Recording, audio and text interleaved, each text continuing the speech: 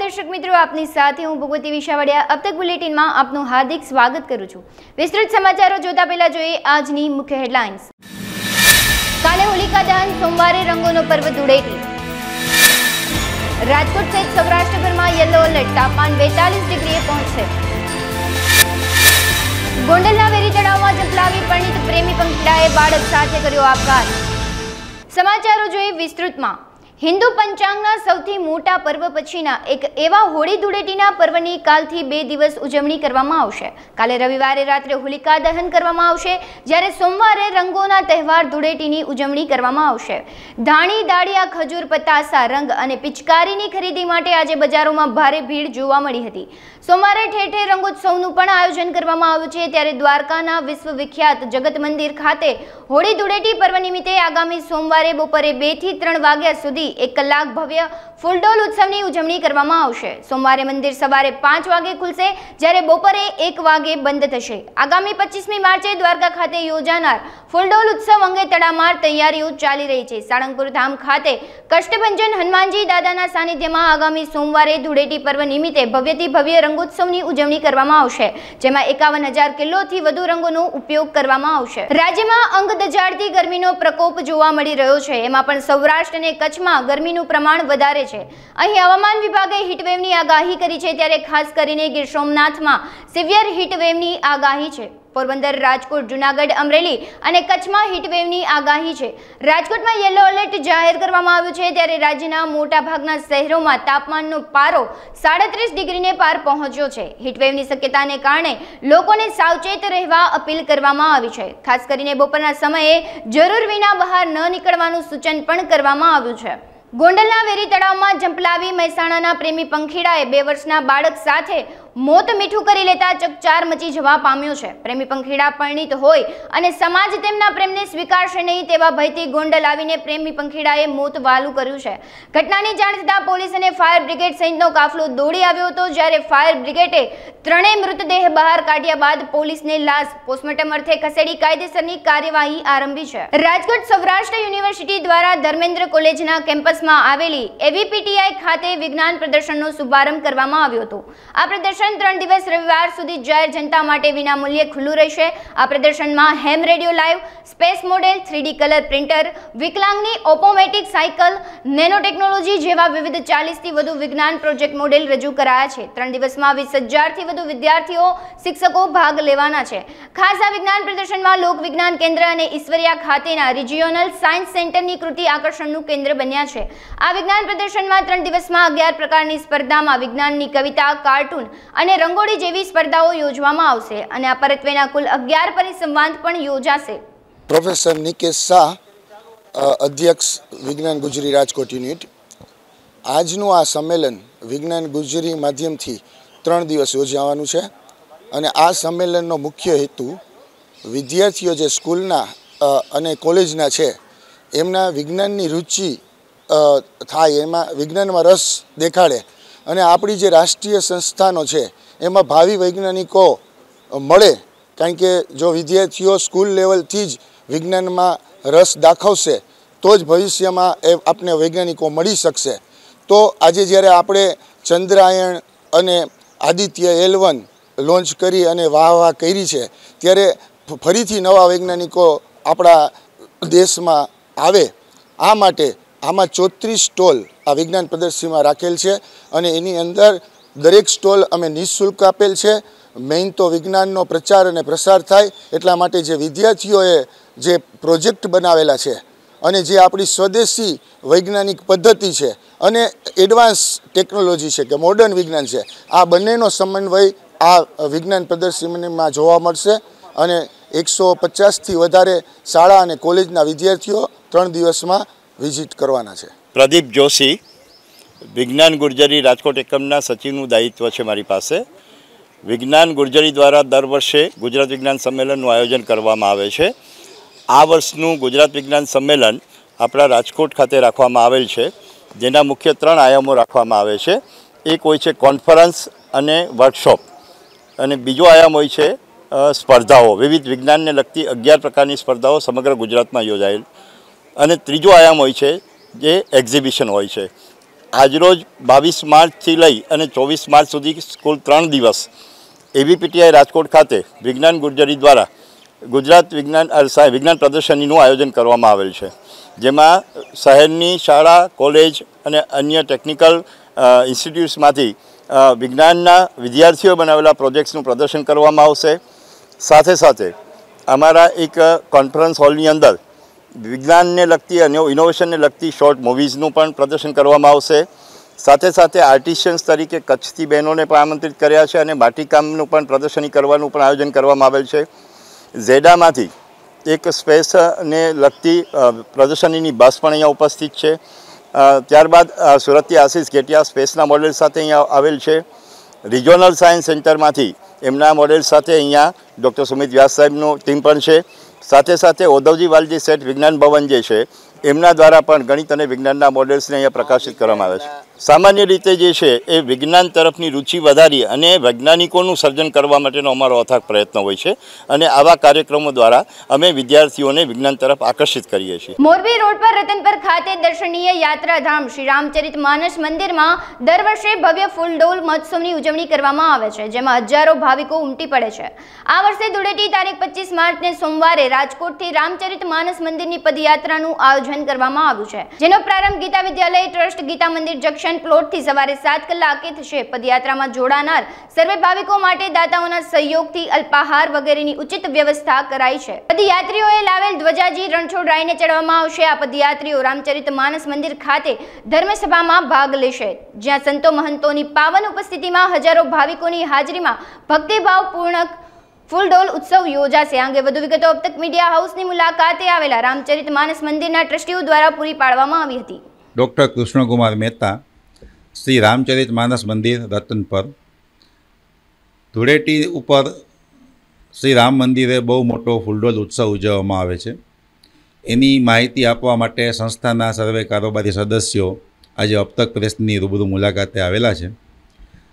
તારીખ 25 માર્ચ અને સોમવારે ધૂળેટીના રોજ રાજકોટની ભાગોળે મોરબી રોડ ઉપર રતનપર પાસે સુપ્રસિદ્ધ યાત્રાધામ શ્રી રામચરિત માનસ મંદિરમાં ધામધૂમથી ભક્તિભાવપૂર્વક ફૂલડોલ મહોત્સવ ઉજવાશે। આ પ્રસંગે એક ભવ્ય ધર્મસભાનું આયોજન થયું છે। શ્રમ, આરોગ્ય, શિક્ષણ અને અધ્યાત્મનો સંદેશો ફેલાવતી પદયાત્રા રાજકોટ ગીતા વિદ્યાલયથી પ્રારંભ થશે 7 વાગે। 200થી વધુ પદયાત્રીઓ હાથમાં ધજાઓ લઈને આ પદયાત્રા કરશે અને એ રામ મંદિર રતનપર પહોંચશે। પદયાત્રીઓએ લાવેલી ધજાઓ ત્યાં રણછોડરાયજીને અર્પણ કરવામાં આવશે। ધર્મસભામાં હરિચરણદાસજી મહારાજના ઉત્તરાધિકારી અને રામજી મંદિર ગોંડલના અધ્યક્ષ પૂજ્ય શ્રી જયરામદાસજી બાપુ આશીર્વચન પાઠવશે, તેમજ કથાકાર જનકભાઈ મહેતા, રાષ્ટ્રીય સ્વયંસેવક સંઘના મુકેશભાઈ મલકાણ અને સદવિદ્યા ગુરુકુળના નિર્મળદાસજી સ્વામી ઉપસ્થિત રહી આશીર્વચન પાઠવશે। તો આ પ્રસંગે રાજકોટ શહેર અને આસપાસના ગ્રામ્ય વિસ્તારની સર્વે ધર્મપ્રેમી જનતાને જાહેર નિમંત્રણ છે। આપ સપરિવાર આવો, ત્યાં પૂજા, આરતી, દર્શનનો ધર્મલાભ લ્યો, ધર્મસભામાં સંતોના આશીર્વચનનો લાભ લ્યો અને ઉપસ્થિત આવનાર તમામ ભાવિકો માટે શુદ્ધ ઘીમાંથી નિર્મિત ભોજન મહાપ્રસાદની બહુ સુંદર અને ઉચિત વ્યવસ્થા છે। તો સર્વે ભાવિકોને ત્યાં આવી ભોજન પ્રસાદ આરતીનો લાભ લેવા અને આ ફૂલડોલ ઉત્સવમાં સહભાગી થવા માટે સિયારા મંડળી શ્રી રામચરિત માનસ મંદિર હાર્દિક નિમંત્રણ પાઠવે છે। હોળીના તહેવારને હવે એક જ દિવસ આડો છે, ત્યારે લોકો દૂર દૂરથી પગપાળા દ્વારકાધીશના મંદિરે ચાલીને જાય છે। ત્યારે રસ્તામાં ઠેર ઠેર પગપાળા જતા લોકો માટે કેમ્પની વ્યવસ્થાઓ કરવામાં આવી છે, જ્યાં લોકો ભોજન સહિત રાત્રિ રોકાણ કરી શકે। જામનગરના જય દ્વારકાધીશ મિત્ર મંડળ રાજ કન્સ્ટ્રક્શન ગ્રુપ દ્વારા છેલ્લા ઘણા વર્ષોથી ફૂલડોલ ઉત્સવમાં દ્વારકા જતા પગપાળા યાત્રિકોને સેવા આપવામાં આવે છે। દ્વારકાધીશ મિત્ર મંડળ દ્વારા પદયાત્રીઓને અલગ અલગ ફ્રૂટ આપી અને ચા પાણીની વ્યવસ્થાઓ પણ કરવામાં આવે છે, જેમાં સ્મિત પરમાર, નીતિન પરમાર, નિર્ભાઈ પરમાર, ધીરુ નકુમ, અશ્વિનભાઈ રાઠોડ સહિતના લોકો સેવા આપી રહ્યા છે।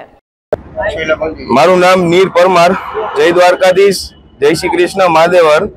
અમે લોકો દ્વારકાધીશ મિત્ર મંડળ દર વર્ષે જામનગર રાજકોટથી જતા પગપાળા દ્વારકા જતા યાત્રીઓ માટે ફ્રૂટ તથા મેડિકલ સહાય અને પાણીની સુવિધા દર વર્ષે સેવામાં જઈએ છીએ। તો સર્વે મિત્રોનો સાથ સહકાર મળે એની અપેક્ષા। જય દ્વારકાધીશ। તમારું નામ? સ્મિત જયંતિભાઈ પરમાર, જય દ્વારકાધીશ, જય શ્રી કૃષ્ણ, મહાદેવર. અમારું દ્વારકાધીશ મિત્ર મંડળ 5 વર્ષથી આ 5મું વર્ષ છે. લગાતાર દ્વારકાથી પગપાળા હાલીને જતા પદયાત્રીઓને અલગ અલગ પ્રકારના ફ્રૂટ અને પાણી અને સાથે સાથે મેડિકલ કેમ્પની સુવિધા સાથે અમારું આ 5મું વર્ષ છે. અમારા મિત્ર મંડળનું આખું ગ્રુપ સહિત અમે આ સેવા કરી છે અને સાથ સહકાર મળે એવી સર્વે મિત્રોની પ્રાર્થના.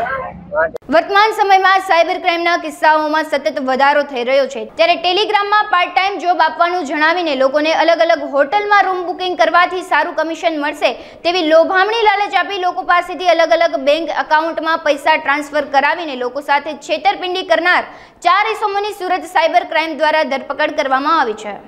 વાંગ જમીર સાહેબ બંને ડીસીપી શ્રી ક્રાઇમ અને એસીપી સાયબર સેલનો એક સફળ ઓપરેશન હાથ ધરવામાં આવેલા છે. ગઈ માર્ચ 3, 2024નું આ એક ગુના દાખલ થયા હતા, જેના આધારે આ આરોપીઓ જો નાગરિકોનો લલચાવી ફુસલાવીને કે જોબ વર્ક આપવામાં આવશે અને એમાં આપનો સારું કમિશન પણ આપવામાં આવશે એવી રીતે જેટલા અલગ અલગ ટેલિગ્રામ આઈડીથી આ લોકોનો મેસેજ મોકલતા હતા. અને જ્યારે ઓફેન્સને ડીપમાં જઈ તપાસ કરવામાં આવી તો મુખ્ય આરોપી નરસિંહભાઈ જીવાની જો 34/2023 યાની કે 2023માં પણ એવા ટાઈપનો સાયબર ક્રાઇમમાં પકડાઈ ચૂક્યા છે. અને એના સાથે સાથે 3 જેટલા બીજા આરોપીઓ જો અકાઉન્ટ્સને હેરાફેરી પૈસાનો કરવા માટેની મદદ કરતા હતા. 3નો સાયબર સેલે સુરત સાયબર સેલે પકડવામાં સફળતા હાસિલ કરી છે. અને અત્યારે એની તપાસ ચાલુ છે, ક્યોંકિ એને એક અકાઉન્ટમાં 2 કરોડથી વધારે ટ્રાન્ઝેક્શન થયેલા છે. અને અત્યારે 4 જેટલી આઈડી તો આ કબૂલે છે, પણ એના મોબાઈલથી અમે 4થી વધારે જેટલી આઈડી ઓર અમે મળી છે. તો આ પણ એક તપાસનો વિષય છે.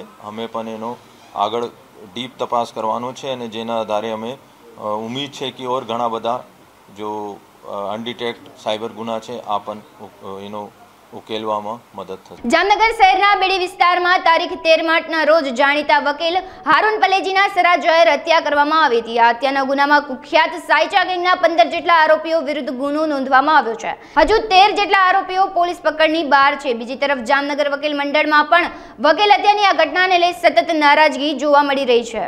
એડવોકેટ ભરતભાઈ સુવા, પ્રેસિડેન્ટ જામનગર બાર એસોસિએશન, તારીખ 13/3/2024ના રોજ જામનગરના સિનિયર એડવોકેટ હારૂનભાઈ પલેજાનું બેડી વિસ્તારમાં સમી સાંજમાં સરા જાહેર નિર્મમ અને ઘાતકી રીતે હત્યા થયેલ હોય, જે અનુસંધાને ગુજરાતના સમગ્ર વકીલ મંડળની અંદર રોષ હોય.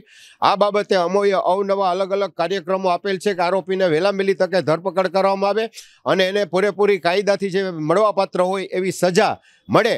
આ બાબતે અમે કલેક્ટર સાહેબને પણ આવેદનપત્ર આપેલ હતું અને આજરોજ અમે જામનગર વકીલ મંડળના હોદ્દેદારો જામનગર અને એસપી સાહેબને આવેદનપત્ર આપવા માટે આવેલા છીએ. અને એમાં મુખ્ય માગણી અમારી એ છે કે હજી સુધી 2 આરોપીઓની પોલીસે ધરપકડ કરેલ છે અને બાકીના આરોપીઓ હજી પકડાણા હોય એવું લાગતું નથી. પણ જે રીતે પોલીસ પોતાની કામગીરી કરી રહેલ છે એમાં વકીલ મંડળને પૂર્ણ વિશ્વાસ છે અને અમને એમાં શ્રદ્ધા છે કે આ કામના તમામ આરોપીઓને પૂરી વહેલી તકે પોલીસ દ્વારા ઝડપી લેવામાં આવશે. આજરોજ અમે એસપી સાહેબને રૂબરૂ મળેલા. તેઓએ પણ અમને ખાતરી આપેલ છે કે પોલીસ રાત દિવસ મહેનત કરીને આરોપીઓને ગોતી રહી છે અને વહેલામાં વહેલી તકે તમામ આરોપીઓને પકડી અને કોર્ટ રૂબરૂ રજૂ કરવામાં આવશે. અને બીજી અમારી માગણી એવી હતી કે જે વકીલ મિત્રો પોતાને હથિયાર જોતું હોય એમાં માગણી કરે હથિયાર પરવાના માટેની, તો પોલીસના જે અભિપ્રાયો હોય છે પોઝિટિવ આપીને વહેલામાં વહેલી તકે પોઝિટિવ અભિપ્રાય આપે, જેથી વકીલ પોતાના સ્વરક્ષણ માટે લાયસન્સવાળું હથિયાર રાખી શકે. જૂનાગઢ શહેરમાં હાલ અનેક વિસ્તારોમાં ભૂગર્ભ ગટર, ગેસની લાઇન, રોડ રસ્તાના કામો ચાલી રહ્યા છે, જેમાં મનપાના એન્જિનિયરિંગની અનુપસ્થિતિના કારણે ઠેકઠેકાણે રસ્તાઓ ખોદી નાખવામાં આવી રહ્યા છે, જેને પરિણામે અંડરગ્રાઉન્ડ વિસ્તારોમાંથી પસાર થતી પાણીની લાઈનો તૂટી રહી છે, જેને સમયસર રિપેર કરવામાં ન આવતા અનેક વિસ્તારોમાં પાણીની સમસ્યાઓ માજા મૂકી છે. શહેરના જોશીપરા વિસ્તાર બાદ વોર્ડ નંબર 1માં દોલતપરા વિસ્તારમાં આવેલ ભવાનીનગર વિસ્તારમાં પણ પાણીનો પોકાર ઉઠ્યો છે. છેલ્લા 2 મહિનાથી પાણી આવતું ન હોવાની સ્થાનિક લોકોએ રાવ કરી છે. લોકોને બહારથી પાણીના ટેન્કરો ખરીદવામાં પણ હવે મુશ્કેલીનો સામનો થઈ રહ્યો છે. બીજી તરફ આ વિસ્તારમાં છેલ્લા 20 વર્ષથી રસ્તા પણ બનાવવામાં આવ્યા નથી, જેથી આગામી સમયમાં ભવાનીનગરના વિસ્તારો લોકોની સમસ્યાનો હલ નહીં આવે તો ઉગ્ર આંદોલનની અને ગાંધીનગર જવાની ચીમકી ઉચ્ચારી છે. પાણીની તકલીફ, પાણી અમારે 2 મહિનાથી આવ્યું નથી. અમે પાણી વગર કરી હું ગઈ જમાના જાય ક્યાં પાણી ભરવા, કોઈ પાણી ભરવા જતું નથી. અટાણે કે અમારે પાવર બર એમ કે ભરવા જાય તો હવે કેની જાય પાણી ભરવા જવું? એ ટાંકા નાખી જાય તો અમને વાંધો નથી. હાલો ટાંકા નાખી જાય કોર્પોરેશન તો બધા તો અમે ન કાંઈ કરી એમ કે પાણી પ્રોબ્લેમ અમને નક્કી કરી જ દેવી જોઈએ. 2 દી 3 દીમાં તો પાણી તો અમારે જોઈએ જ, બીજું કાંઈ અમારે નથી જોતું. એને મને અમારે ભજીયા નથી ખાતા, એના રૂપિયા નથી, પાણી નથી પીવું. અમારે કાંઈ કરવું નથી. અમને પાણી પુગાડી દે, બીજું કાંઈ નથી જોતું. આ નળિયું હાંધે નહીં કરશું ઉપર જાવ, આમ કઈ કરવું તો જોઈએ ને. અમારે પાણી વગર ઉપર જાવ ગાંધીનગર પુગાડી દેવું થઈ, બીજું તો શું કરવું? કોર્પોરેશન જોવા નથી આવતા કોઈ દી. ચૂંટણી આવે છે મત નથી દેવા, નહીં થાય નથી દેવા મત. અમારા ગામમાં ગૌશાળા નથી, આવડું ગામ છે તો બોલો ગૌશાળા નથી. આ ચૂંટાઈને આવ્યા છે કેમ ગૌશાળા કરશું? ગૌશાળા કાવડિયા ખાઈ ગયા, ગૌશાળા નથી, કાવડિયા ખાઈ ગયા. ગૌશાળા નથી બનાવી અમારા ગામમાં. કેટલા ઢોર દુખી થાય છે, કેટલા ઢોર દુખી થાય છે. હન થાય તો નિહાપા લાગ્યા, નિહાપા અમને લાગ્યા, ગાયના નિહાપા રખડતી હોય ને એટલે પાણી નહીં, ક્યાંય ટાંકા પર વવેડા નહીં, કાંઈ નથી અમારે દોલતપરામાં.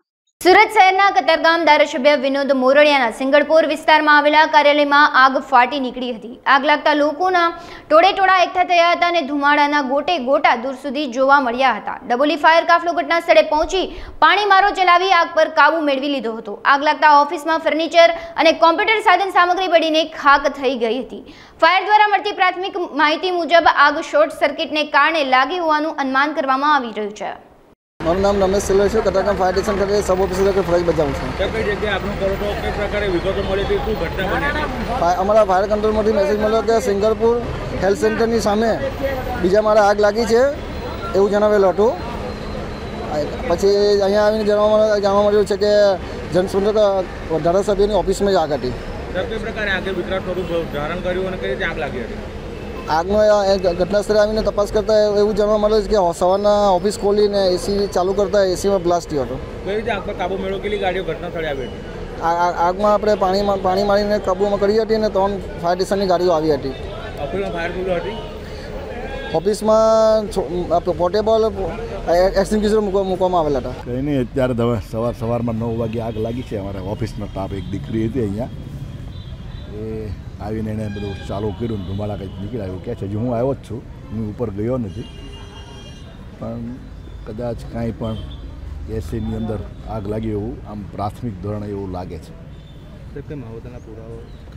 આ બધા ડોક્યુમેન્ટ જેટલા હોય એમાંનો લેટરો લખ્યા હોય, આપણે જે સરકારમાં જે કાંઈ આપણા લોકોને અરજીઓ કરેલી હોય, જે કોમ્પ્યુટર હોય એ બધું બળી ગયું. નુકસાન થયું ખબર નહીં, કાંઈ હજુ હું ઉપર જ નથી ગયો અને આપણે એવો કાંઈ વિચારે નથી કર્યો કે આમાં કેટલું થયું છે.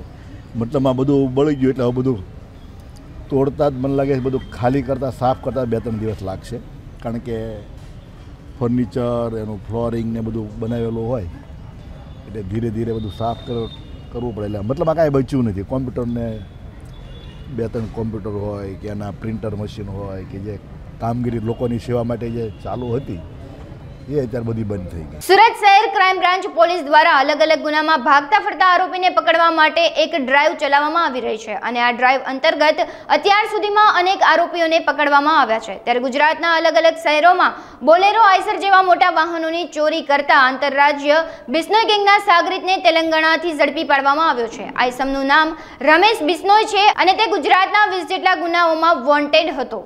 ગઈ વર્ષે સુરત શહેરમાં ઓપરેશન ફરાર નાસ્તા ફરતા માટે શરૂ કરવામાં આવેલું અને એમાં ઘણા બધા નાસ્તા ફરતા જો 30 વર્ષનો જૂના હોય, 35 વર્ષનો, 40 વર્ષનો, કુલ મળીને 340 જેટલા નાસ્તા ફરતા પકડવામાં સુરત સિટી અને ક્રાઇમ બ્રાન્ચ અને એસઓજીનો કાફી અને પીસીબીનો મદદ સફળતા મળી હતી. આ ઓપરેશન ફરારનો આગળ વધાવતા ક્રાઇમ બ્રાન્ચમાં ડીસીપી રોઝિયા સાહેબ અને ડીસીપી રૂપલ સોલંકી મેડમ અને પીઆઈ મોદી સાહેબ, પીઆઈ પરમાર સાહેબ અને એની ટીમનો બાતમી મળી હતી કે જો ગુજરાત રાજ્યમાં ઘણા બધા જિલ્લાઓમાં બોલેરો ચોરીનો અને અંજામ આપીને બિશ્નોઈ ગેંગ જો કાફી વોન્ટેડ છે, આ તમામ જિલ્લા તેલંગાના રાજ્યમાં ત્યાં એક કામ કરે છે. એનો ભૂતકાળ જોઈએ તો 2018માં જ્યારે અમદાવાદ ક્રાઇમ બ્રાન્ચનો માહિતી મળી હતી કે આ બિશ્નોઈ ગેંગ ચોરીની ગાડી લઈને અમદાવાદ તરફ આવી રહ્યા છે, તો આ લોકોએ નાકાબંધી કરી અને નાકાબંધી દરમિયાન આ જો ગેંગનો માણસો હતા જેમાં જીપમાં બેઠેલા રૂગનાથ બિયારામ બિશ્નોઈ, નારાયણલાલ બિયારામ બિશ્નોઈ અને નરેશ કુમાર બિશ્નોઈએ ફાયરિંગ પણ કર્યો અને આ ફાયરિંગ અમદાવાદ ક્રાઇમ બ્રાન્ચે પણ કર્યો. આ 3 આરોપી પકડી લીધો, પરંતુ ત્યાં એનો મેઇન સાગરીત જો હતા પ્રભુભાઈ બિશ્નોઈ, રમેશ પ્રભુભાઈ બિશ્નોઈ, આ ત્યાંથી ભાગવામાં સફળ થયો અને આ ત્યાંથી ભાગીને આ તમામમાં આ એક ફર્નિચરની દુકાન ચલાવતો હતો. તો ત્યાં જઈને ક્રાઇમ બ્રાન્ચનો પકડવામાં સફળતા મળી છે અને એને આ ભૂતકાળમાં જોઈએ તો સુરત સિટીમાં 12 જેટલા ગુનામાં વોન્ટેડ હતો. એના સાથે સાથે ગાંધીનગરમાં 3 ગુનામાં, અમદાવાદમાં 5 ગુનામાં વોન્ટેડ હતો અને આ લોકો બોલેરો ગાડી દારૂની ખેપ માટે અથવા એનડીપીએસનો હેરાફેરી કરવા માટે વાપરતા હતા. સુરેન્દ્રનગરના મેડિકલ કોલેજના ડોક્ટર પર જીવલેણ હુમલો કરી ફરાર થઈ ગયેલ કુખ્યાત આરોપી કેવલ રબારીને જિલ્લા પોલીસે ધરપકડ કરી કાયદાનું ભાન કરાવ્યું છે.